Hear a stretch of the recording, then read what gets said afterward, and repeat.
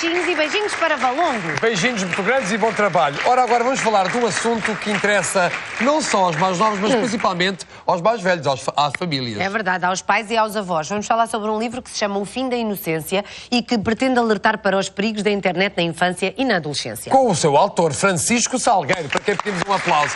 Bom dia, Francisco. Bom dia, Francisco. Bem-vindo à Praça da Aldeia. Ora, fazendo uma rápida viagem pelo seu percurso, este é já o 10º livro. Este é o 10º livro, e é o segundo livro da série O Fim da Inocência. Eu escrevi o meu primeiro Fim da Inocência, foi em 2010, que era uma história real sobre uma rapariga, que era a Inês, e eu senti a necessidade de voltar ao mesmo tema, portanto, daí ser o Fim da Inocência 2. Com o Gonçalo. Agora, com o Gonçalo, exatamente. Que era preciso desmistificar a ideia que isto só se passava com raparigas, que havia muitas pessoas que me diziam isto. É rapariga, é ingênuo, acontece isto. Acontece isto, estamos a falar de estar na internet e as pessoas... O problema é, sobretudo, o que acontece neste livro é que eu quis mostrar a adolescência e a pré-adolescência atual é completamente diferente daquela que os pais dos atuais adolescentes e pré-adolescentes viveram. Sim, sim. Eu ia dar um mergulho, mas depois arrependi-me. A água está fria, tem calma aí. Mais aqui um bocadinho. E a grande questão é demonstrar aos pais que há toda uma realidade que eles desconhecem por completo, que tem muito a ver com sexo, drogas, álcool e redes sociais. E tudo isto é um cocktail muito explosivo, em que os miúdos começam desde muito cedo, e o muito cedo é 11, 12 anos, que já começam com isto, e em que têm estes comportamentos e que é perfeitamente normal. É perfeitamente normal, aos 13 anos, um miúdo a cheirar cocaína. É perfeitamente normal isto acontecer. Está a falar a sério? Estou. Infelizmente estou a falar a sério. É perfeitamente normal os miúdos com 13 anos irem para as casas de banho dos colégios, tirarem fotografias nus aos corpos uns dos outros e depois andarem a passar. É perfeitamente normal. Qual é o objetivo? Nós estamos a viver na cultura do mimimi, que é a capa da revista Time desta semana, que é a cultura do eu. Portanto, a partir do momento em que esta geração tem uma audiência e põe uma fotografia na internet e de repente tem 300 ou 400 likes e tem 5.000 amigos, que é a maior audiência do que muitos jornais, eles de repente sentem-se no centro, sentem-se importantes. E como são importantes, têm que pôr conteúdos cada vez mais interessantes para manterem a audiência, porque se não forem eles, o que está ao lado vai fazer exatamente isso. Mas Francisco, desculpa, João. Francisco, vamos tentar perceber sobre o que é efetivamente este livro. Portanto, há um menino que se chama Gonçalo. E o problema do Gonçalo é que, tal como a grande maior parte dos meninos, a relação que tem com os pais é uma relação, enfim, não se poderá chamar muito próxima, eles existem na vida e, portanto, estes miúdos vão começando a descobrir a sexualidade, porque não há uma conversa normal, ou não há conversas normais sobre a sexualidade. Eles começam a ver tudo à sua volta muito sexualizado, as músicas, as cantoras, as séries, os filmes, e começam eles próprios a quererem perceber um bocadinho mais do que é isso do sexo. Onde é que vão buscar essa informação? Pornografia na internet. Pornografia na internet, que é profundamente violenta e é muito desconstrutiva em relação àquilo que é uma relação sexual. É muito violenta em relação às mulheres, não há uso de preservativo, sexo com animais, e é esta forma que eles começam a moldar-se na sua sexualidade, desde os 12, 13 anos que isto começa a acontecer. Mas o Francisco desperta para este assunto e depois decide escrever este livro com a história da Inês, que é semelhante à do Gonçalo. E é verdadeira. Não persiga, João. Que é semelhante à do Gonçalo. Qual é a história da Inês? Sim, também acaba por ser. É a descoberta, todo este caminho, que é o estar em autogestão e haver uma série de ofertas e que há pouca orientação em relação a essas ofertas. Portanto, globalmente, nos dois casos é isto, que é, há muitas ofertas e pouca orientação. E depois, obviamente, cada um dos casos tem nuances diferentes. Mas é um bocadinho... O alerta que eu quero dar aos pais é, quando me dizem a adolescência dos meus filhos é igual à minha, eu digo não é. Por uma razão, há muito mais oferta e vocês orientam muitíssimo menos, porque vocês não sabem. E eles vão estar diariamente a lidar com isso e eles têm que tomar essas decisões. E, portanto, quando eles forem confrontados, mas o meu filho não quer confrontado, vai ser confrontado. Mas como é que o que é que os pais podem fazer? Ou seja, hoje em dia eu vejo por filhos de amigos meus, têm 3 anos, 4 anos e lidam com um tablet melhor do que eu. Põem o código, tiram tudo, vão ver os jogos, pronto, brincadeiras, têm 3, 4 anos. Mas isso já é uma coisa comum entre as pessoas, eles pegam nos telemóveis e pegam nos computadores e fazem tudo. Quando forem mais velhos, o que é que os pais podem fazer? Porque se eles já estão habituados desde pequeninos a tocar nisso, de repente não se vai proibir, não é? Porque é que eu pedi antes e depois... proibir não, nunca deu bom resultado. Como é que se controla? Como é que se controla? Eu acho que aqui nem vejo em forma de controle, aqui vejo em forma de responsabilização. eles desde muito cedo têm que ser responsáveis, que há situações que vão acontecer e caberá a eles, em última análise, tomarem essa decisão. De não fazer. De não fazerem ou de fazerem, mas saberem o que é que estão a fazer. Eu, a primeira vez que ouvi falar numa droga, que é a ketamina, que é uma das drogas mais violentas neste momento, que é um sedativo para gado bravo. Um sedativo para gado bravo. Para gado bravo, que está a ser muito usado hoje em dia. É líquido, pessoas? Em pessoas. Eles metem dentro de um tacho, evaporam o líquido e depois ficam os cristais. E aquilo é das drogas tão violentas que dizem que uma toma só daquilo pode trazer problemas para o resto da vida. Em termos de mata-células, com certeza, não é? Mata-células, queima tudo. E a primeira vez que ouvi falar nisso foi uma miúda em que acharam muita graça, ela e uma amiga, que havia um amigo que as queria levar para a cama e disseram que tinha uma coisa muito boa, uma coisa chamada capa, venham lá à casa. Ora, se esta miúda, em casa, já tivesse ouvido falar nisto, já teria tido uma capacidade de escolha que não vou com toda a gente. Portanto, eu acho que cabe muito aí a um trabalho dos pais, e é um trabalho de casa, mas que é estar atento à comunicação social e perceber o que é que está a acontecer de grandes tendências, de comportamentos dos jovens, para aos poucos e poucos lhes darem a conhecer o que é que existe. E dar a conhecer alguns valores, porque, ao fim e ao cabo, a decisão final é sempre deles. Não vale a pena proibir. Eles vão dar a volta.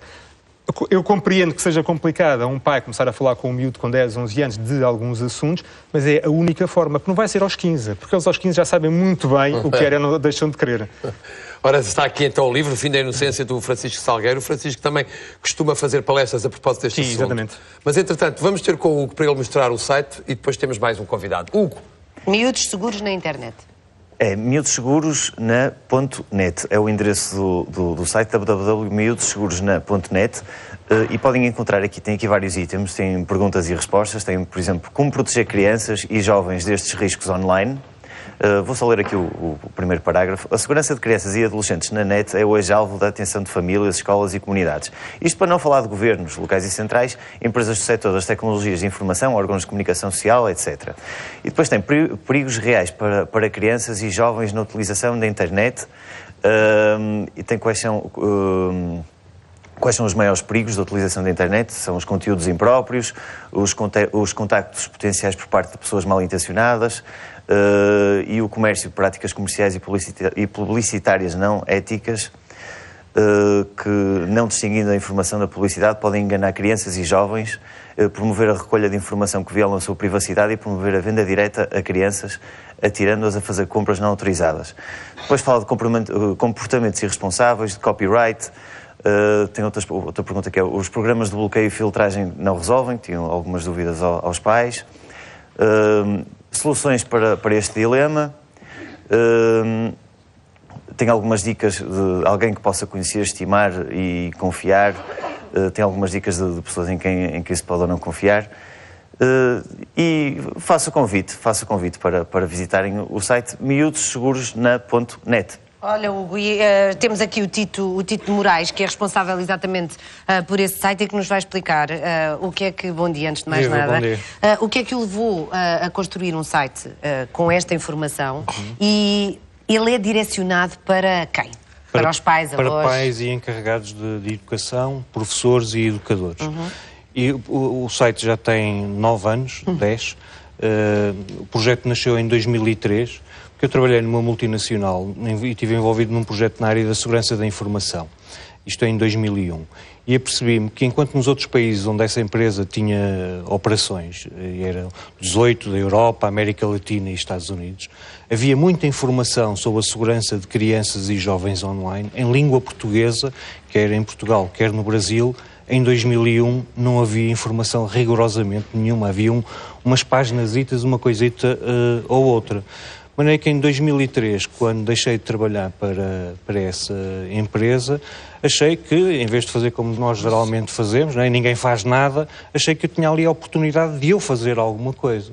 Então comecei a escrever semanalmente sobre o tema, tinha uma crónica que era publicada no jornal A Capital, ao fim de um ano tinha 52 artigos e resolvi criar então um ano depois, em 2004, em março de 2004, o website. E a partir daí comecei a receber solicitações para ir às escolas, convites de associações de pais, para falar com pais, para falar com professores, para falar com crianças, com jovens adolescentes.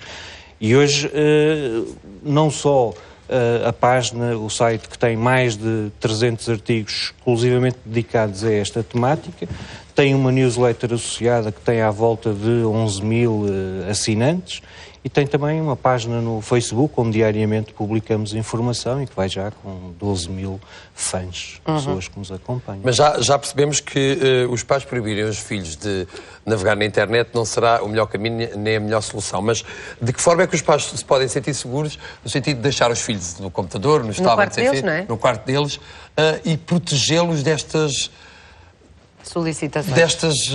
Acho que o trabalho, como o Francisco disse, tem que começar na infância. Ou seja, se eu despertar... Mas, para além disso, há formas de bloquear alguns destes caminhos? Há formas de bloquear alguns desses caminhos. Eu costumo dizer que nós temos de pensar na segurança de crianças e jovens na internet como uma cadeira de 4 pernas que correspondem a 4 tipos de abordagens.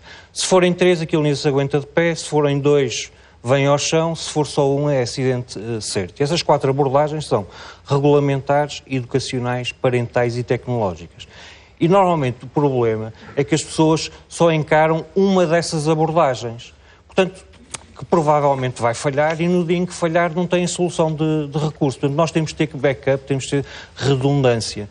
E normalmente as pessoas começam exatamente pela abordagem tecnológica, encaram isto como um problema tecnológico. Não percebem que é um problema de pessoas, é a forma como nós e os outros usam no computador em casa, mas eles têm telemóveis com acesso à internet em todo o lado, tablets na escola. E não só isso, na escola, claro, no espaço internet, na casa do vizinho, que é só... Os amigos, hoje em dia toda a gente tem. Começando por definir regras, o que é que se pode fazer, o que é que não se pode fazer e quais são as consequências se fizermos aquilo que não se pode fazer, que é algo que também normalmente não se faz. Como não há penalizações ou consequências, eu continuo a fazer, não acontece nada, não é? Portanto, não há problema. Vamos ver um vídeo. Vamos ver um vídeo, que está no seu site, entre aspas, no site de todos nós e que o vai mostrar agora, que alerta para os perigos da internet. E este sim, este está desbloqueado, é para toda a gente ver. Exatamente.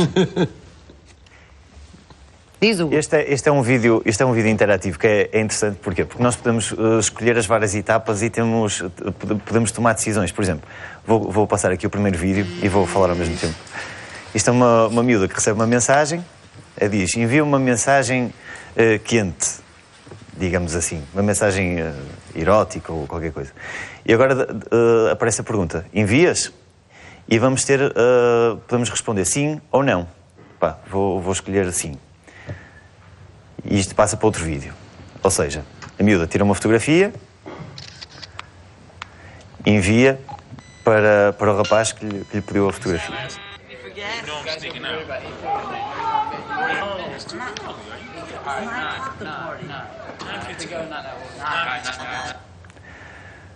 Agora, o rapaz pensa, partilho isto com os meus amigos, sim ou não? E ele escolhe sim, partilhar. Isto reencaminha-nos para outro vídeo. E aqui diz, sorry, vou voltar um bocadinho atrás, sorry, you no longer have a choice, ou seja, agora isto já não depende da rapariga que enviou a fotografia em primeira mão.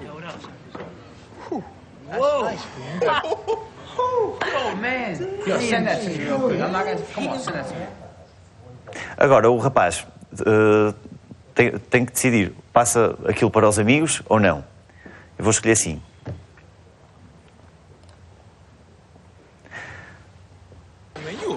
Let me pull it up full screen. Look at that, boys. Check that out, boys. I had to send this to Mark. Send that out now.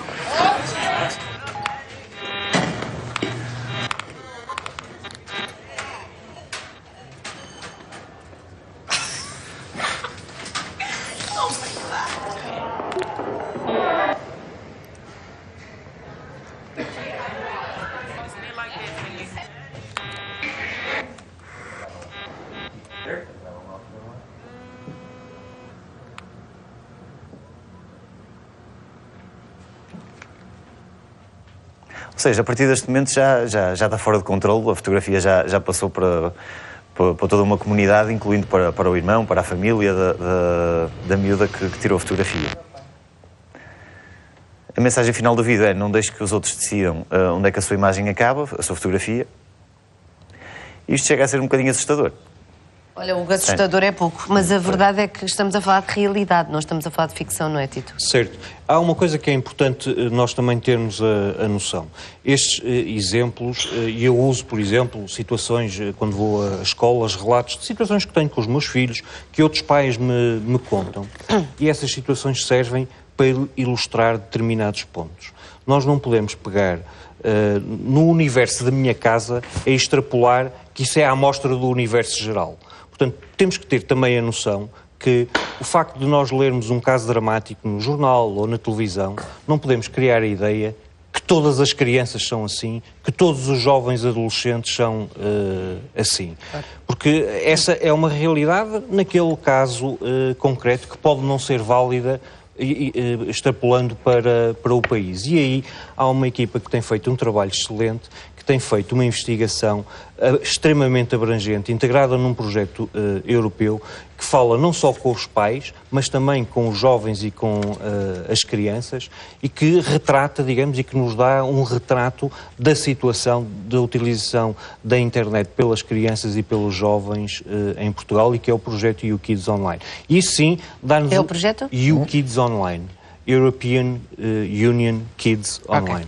E esse sim dá-nos um retrato baseado em investigação científica da situação em Portugal, e que felizmente, se haverá alguns casos que poderão ser preocupantes, não é tão dramático quanto nós normalmente costumamos ver nos headlines dos jornais. Sim. Francisco, de acordo com a sua experiência, e o Francisco tem falado com muitos jovens, tem feito palestras, qual é a reação da nossa juventude relativamente a este assunto? A grande maior parte diz, eu conheço isso tudo.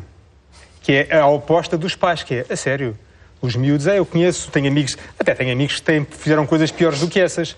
Eu devo ser, neste momento, cá em Portugal, um dos maiores repositórios de histórias de miúdos. A partir do fim da Inocência 1, os miúdos acham que, como se calhar acham que eu vou escrever um livro sobre a história deles, começam-me a enviar muitas e muitas histórias. E tudo isto para eles é quase de um ponto de vista superstar. Eu vou ser a próxima. É heroico. Portanto, eles tomam drogas, é heroico, eles têm relações sexuais, é heroico. Lá está, é como a revista Time tem na capa esta semana, é me, sou eu. E eu consigo chegar onde eu quiser, eu tenho 5.000 supostos amigos no Facebook, eu tenho mais audiência do que um jornal e, portanto, sou eu.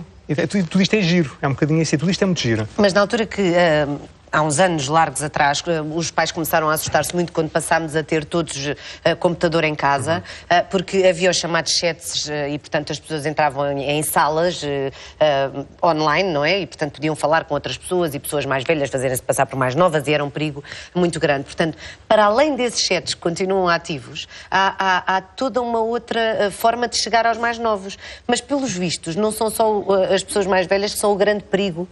Eles, entre eles, não precisam de pessoas mais velhas para ter uma vida complicada e perigosa, não é? Há um grande problema hoje em dia com os miúdos. Eles são a geração do YOLO, que é You Only Live Once, só vivemos uma vez. Portanto, eles estão a viver como se fossem morrer amanhã. E fazem tudo. Só que eles têm 12 anos, não é? Têm 12 anos. E, ao mesmo tempo, há uma outra sigla que eles usam muito, que é o Fear of Missing Out, que é o FOMO, que é o medo de estar a perder alguma coisa. Portanto, o medo de estar a perder alguma coisa, com só vivemos uma vez, temos que fazer tudo. E se eu vejo que o meu amigo tem 5.000 amigos no Facebook que faz isto, isto e isto, eu vou ter que superá-lo. Então, mas espera aí, por exemplo, eu imagino que eu faço parte do Facebook do meu filho. O mais certo é que ele vai arranjar outro nome qualquer para eu nem sequer o encontrar lá, não é? É pequenino, mas enfim. Eu vou ver esses posts todos e não vou... Vai. Quer dizer, se ele põe uma fotografia todo nu, eu vou reparar nisso. Vai. Não vai. Não? Não. Se não for amigo, se não fores amiga dele... Porque o Facebook permite-nos criar listas de amigos. E eu fazer publicações só para eles verem. Que quero. Claro. Exatamente. Está certo, pronto. Mas há uma coisa que é uma das áreas que dizem, e eu estou de acordo, que é os pais devem ser amigos dos filhos no Facebook em modo fantasma. Exato. O que é o modo fantasma está lá apenas a ver e não faz um único comentário. Senão eles têm vergonha também. Estás tão lindo, filho. Percebem-se e começam a fazer isto mesmo, criarem listas. Mas eles sabem que os seus pais, sendo amigos... automaticamente veem os posts que eles têm, portanto não vão... Há uma altura que se podem esquecer. É um bocadinho aquela situação também, como no Big Brother, que eles dizem, pois esquecemos das câmaras. Acaba por ser um bocadinho isso. Não pomos gostos, não pomos comentários. A pessoa não pode pôr nada, nem sequer depois fora comentar, aquela fotografia era muito gira. Muito lindo. Acabou, não se comenta. Aquilo é bom para ver só o que é que está a acontecer. Mas não há nada que impede o meu filho de ter um segundo perfil no Facebook. Aí é que está, Claro, pois, com outro nome, com outra fotografia. Com um nome de guerra Exatamente. que eu não conheço, mas que os amigos E com outra fotografia conhecem. qualquer. Mas atenção, também não vamos aqui assustar as pessoas, não é só no Facebook, estas coisas que acontecem. O Facebook Sim, pode também é ter no ser uma coisa Twitter, saudável. também. O Facebook, as redes sociais estão a potenciar. É um bocadinho a noção que temos que ter. Potenciam tudo isto muito. Isto basicamente serve para nós estarmos atentos. É. Nós, enquanto pais, avós, educadores, portanto, a sociedade estar atenta àquilo que se passa. Para mim, não só é? a imagem final para mim deste livro é a realidade dos adolescentes de hoje em dia é diferente da dos pais. E tem que tomar atenção e agir em função disso. Como já era diferente a minha geração, quando eu fui adolescente, dos meus pais, como já foi diferente da dos meus pais relativamente à dos meus avós. E daqui a uns anos será tudo diferente em relação ao que estamos a falar aqui. E há sempre uma mesmo assim. situação Daqui a uns que anos nós deve ser vamos, computadores, carregamos nos os pais dentes é e que temos correm aqui um sempre ecrã. atrás, não é? Exatamente. Olha, Tito Moraes e também Francisco Salgueiro. Foi um Muito prazer obrigado. falar convosco. Muito interessante este Ultrapassámos tema. o tempo, mas ficaríamos aqui seguramente até à 1 da tarde, porque há muito para Podem falar sobre continuar no Facebook, no Miúdos Seguros na net, subscrevendo a newsletter ou acompanhando as publicações E diárias. tem este livro do Francisco Salgueiro, O Fim da Inocência. isto. Muito obrigada, Ana. Muito obrigado. Bom, dia 18 de maio é Dia Nacional dos Museus.